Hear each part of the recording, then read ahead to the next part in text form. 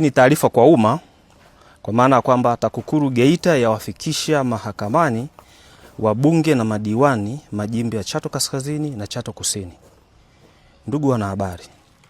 kati ya tarehe 28 mwezi wa 11 2025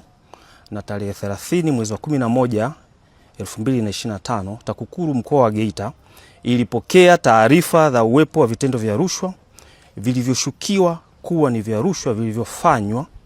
na Mheshimiwa Koloneli Lucas Magembe, mbunge wa jimbo la Chato Kaskazini, kwa kushirikiana na Mheshimiwa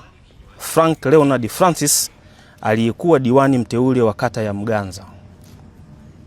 Uchunguzi ulithibitisha kuwa viongozi hawa waliwakusanya madiwani wateule 20 wa halmashauri ya wilaya ya Chato katika hoteli ya Lake Zone iliyopo jijini Mwanza na baadaye Serengeti Palace Hoteli iliyoko mji mdogo wa Katoro Geita, kwa lengo la kuwashawishi kwa hongo ya fedha,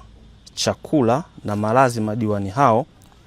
ili kupiga kura za upendeleo kwa mgombea waliyemtaka katika nafasi ya mwenyekiti wa halmashauri ya wilaya ya Chato.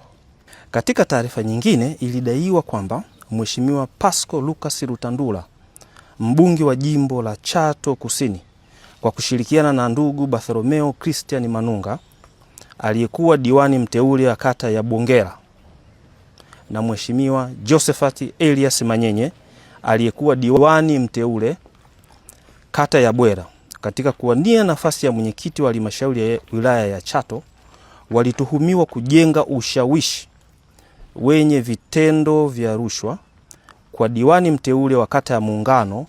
Mheshimiwa Njile Charles Mboligo, kwa kumpa hongo ili kujiondoa katika kinyang'anyiro cha uchaguzi ili kumpatia ushindi wa wazi Bartholomeo Christian Manunga katika uchaguzi wa nafasi ya mwenyekiti wa halmashauri ya wilaya ya Chato.